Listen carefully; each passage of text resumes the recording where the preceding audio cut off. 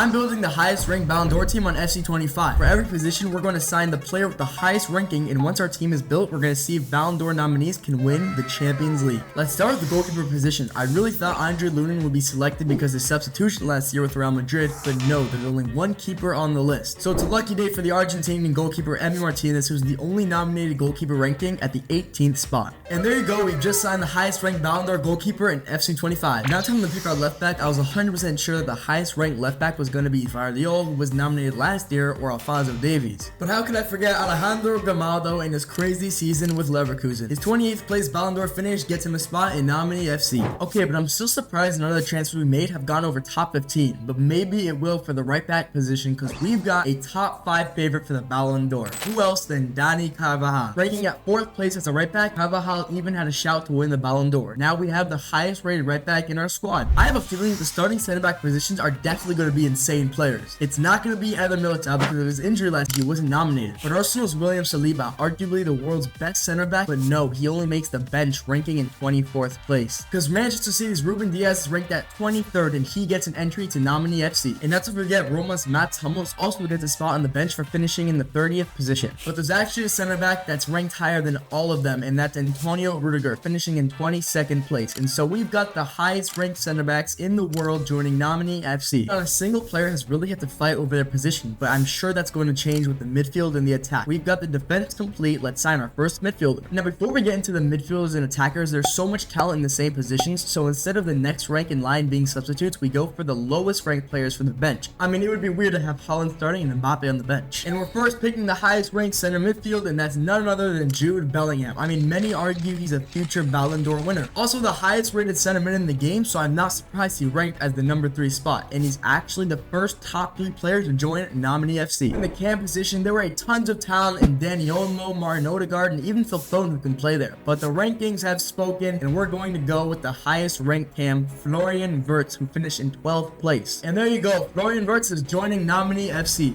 The next 3 lowest ranked midfielders will be on the bench, which includes Martin Odegaard, who finished in 19th place, Çalhanoğlu right behind Odegaard at 20th, and Vitinha as the last midfield substitute, ranking 27th for the Ballon d'Or. Bro, this team is turning out to be ridiculous, and we haven't even got to the forwards yet. So let's start with the right wing position. Bukayo Saka would be a good shout for the right wing spot, but he ranked in 21st place, so he's actually on the bench. His overall is actually higher than the man who's starting, and that's the 17-year-old sensation Lamine Yamal, who was ranked in 8th place, which is just insane. Nominee FC has got its new right wingers. We've still got 2 attacking positions left, and they're definitely going to be the best players on this team. And while I'm building this team, if you guys could subscribe to the channel, it would be amazing. Now it's time to buy the highest ranked left winger in FC25. Once upon a time, this was Neymar, but of course he's 32 years old now and gets nowhere near our team. It really is an end of an era. But in this new era, we've got players like Nico Williams dominating, but he's only getting on the bench, being the lowest ranked left winger. And I'm sure you guys know who the world's highest ranked left winger is, a Ballon d'Or winner in my books, Vinicius Jr., and he's definitely so far the best player in the squad. Leave a comment below if you think Vinny got robbed of the Ballon d'Or by Rodri. For the striker position, we've got a crazy battle. Kylian Mbappe and Erling Haaland. They're both the joint highest rated players in the game, but it's Erling Haaland coming out on top as the highest ranked striker for the Ballon d'Or, finishing in 5th place, with Mbappe just falling short in the 6th position. And with the lowest ranked substitution rule, Mbappe won't be in the team at all, which leaves the spot on the bench to Artem Dovbyk. But now the final player and position, the winner of the Ballon d'Or, Rodri, saving the winner for last. And there you go, guys, we've assembled the highest ranked Ballon d'Or players in FC25. But Johan Cruyff once famously said, choose the best player for every position and you'll end up not with a strong 11, but with 11 strong ones. Well, let's see if he was right. Okay, we've made it to the end of the season, and Nominee FC almost won the Premier League. I mean, 6 points behind Pep Guardiola's Man City is not bad at all. And nah, guys, Erling Haaland absolutely cooked, man. 44 goals, that is just ridiculous. We had Vinny Jr. perform really well too, Bukayo Saka as well. Okay, Yamal had a bit of a stinker, but I think his overall was low and he was on the bench. Nominee FC were able to pick up the FA Cup and even the Carabao Cup, but can Nominee FC win the Champions League? And okay, in the league phase of the Champions League, 5th for Nominee FC, which doesn't look too good, but wow, it definitely looks a lot better than some big clubs. PSG in 15, Inter and Juventus did horrible, and then wow, Barcelona and Liverpool also got knocked out. But the knockout should be a bit nicer to us as we drew PSV in the round of 16. First leg is done, and that is light work. 4-2 on aggregate, we should be able able to wrap this up. Yes, we can. 8-2 on aggregate. Now for the quarterfinals, and we're being blessed with the easiest of UCL runs. Now we got Benfica. 2-1, not bad for Benfica, but in the second leg, can we get it done? And yes, we can. 4-1 on aggregate, onto the semis. The easy run is over. If anyone can stop Nominee FC, it's Real Madrid. Oh no, it's 3-3 in the first leg. This could be it. And look who scored. Mbappe and Valverde, the two players we couldn't sign because of the substitute ranking rule. And for Rodrigo, he wasn't even nominated for the Ballon d'Or this year. Can we do it on the biggest stage versus Real Madrid?